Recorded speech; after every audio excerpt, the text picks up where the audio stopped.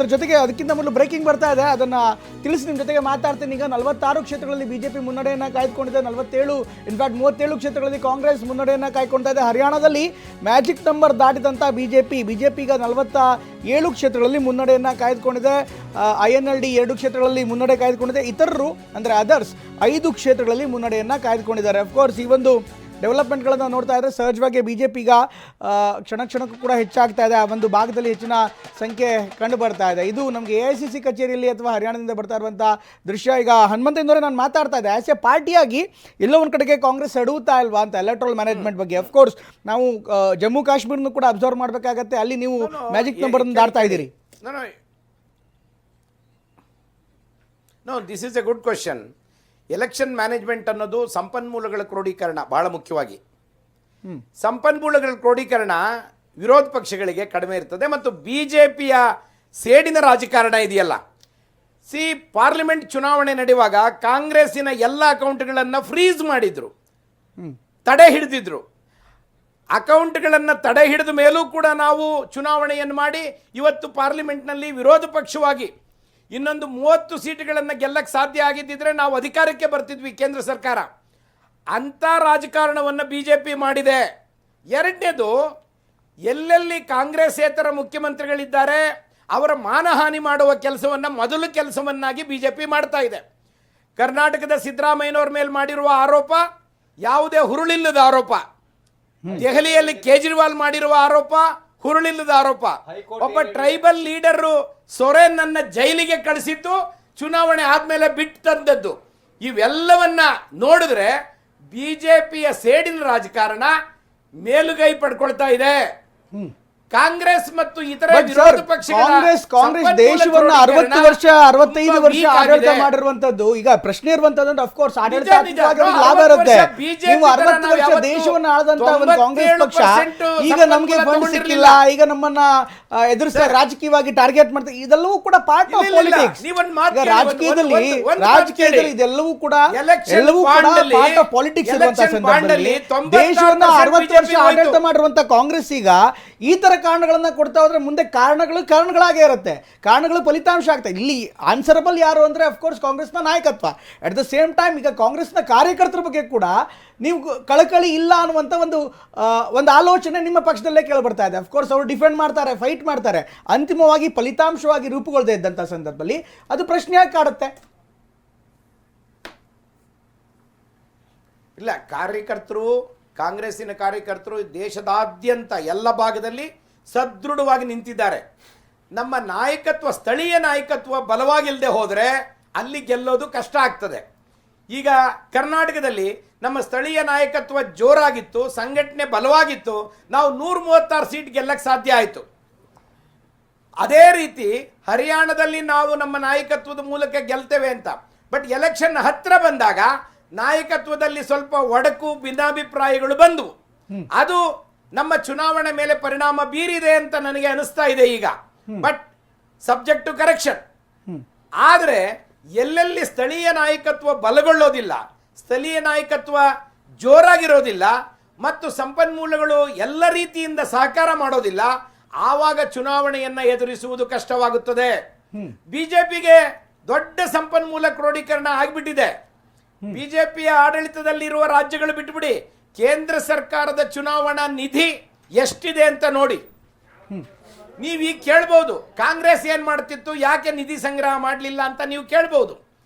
ಆದರೆ ಕಾಂಗ್ರೆಸ್ ಈ ಬೆದರಿಕೆಯ ರಾಜಕಾರಣವನ್ನ ಯಾವತ್ತೂ ಮಾಡಿಲ್ಲ. ಇದು ಇವತ್ತು ಚುನಾವಣೆಗಳಲ್ಲಿ ಪರಿಣಾಮವನ್ನು ಬೀರ್ತಾ ಇದೆ. ಇದನ್ನು ಕೂಡ ನಾವು ಗಮನಿಸಬೇಕು. ಆಮೇಲೆ ಬಿಜೆಪಿಯ ಸೇಡಿನ ರಾಜಕಾರಣ ಹೇಳಿದೆ ನಾನು, ಸೇಡಿನ ರಾಜಕಾರಣವೂ ಪರಿಣಾಮ ಬೀರ್ತಾ ಇದೆ. ಇವೆಲ್ಲವನ್ನ ಗಮನಿಸಿದ್ರೆ ಚುನಾವಣಾ ಮ್ಯಾನೇಜ್ಮೆಂಟ್ ಅಲ್ಲಿ ಕಾಂಗ್ರೆಸ್ ಸೋತಿದೆ ಅಂತಲ್ಲ, ಪರಿಸ್ಥಿತಿ ಹಾಗೆ ನಿಮ್ ಜೊತೆ ಮತ್ತೆ ರವಿಕುಮಾರ್ ಅವರೀಗ ನಾನು ಒಂದು ಅಬ್ಸರ್ವೇಷನ್ ಮಾಡಿರುವಂತದ್ದು ಅಂದ್ರೆ ಬಿಜೆಪಿ ಇಂಥ ಒಂದು ಸಂದರ್ಭದಲ್ಲಿ ಛತ್ತೀಸ್ಗಢದಲ್ಲೂ ಕೂಡ ಇದೇ ರೀತಿ ಅಂತ ಒಂದು ಸನ್ನಿವೇಶ ಇತ್ತು. ಬಹುಶಃ ಬಿಜೆಪಿ ಈ ಬಾರಿಯೂ ಕೂಡ ಬರಲ್ಲ, ಕಾಂಗ್ರೆಸ್ ಹ್ಯಾಟ್ರಿಕ್ ಸಾಧನೆ ಮಾಡುತ್ತೆ ಅಂತ.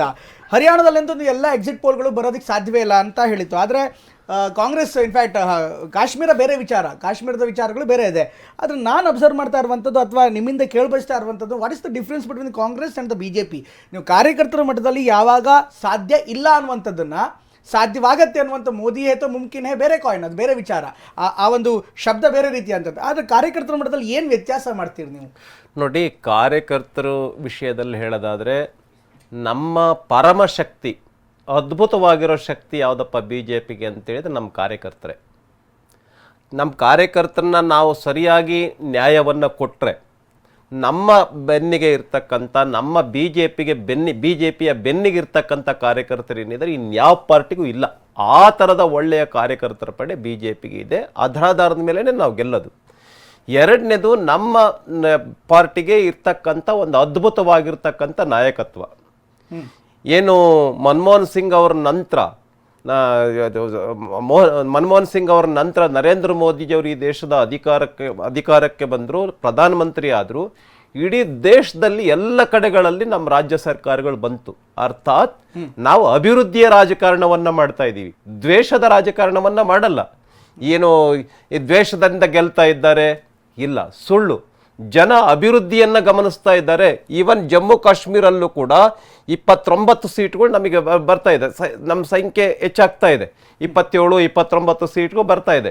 ಜಮ್ಮು ಕಾಶ್ಮೀರದಲ್ಲೂ ಕೂಡ ಸ್ವತಂತ್ರದ ನಂತರ ಇಷ್ಟು ಅಭಿವೃದ್ಧಿ ಯಾವುದೇ ಸರ್ಕಾರ ಮಾಡಿರಲಿಲ್ಲ ಅಂತ ಜನ ಮಾತಾಡ್ತಾ ಇದ್ದಾರೆ.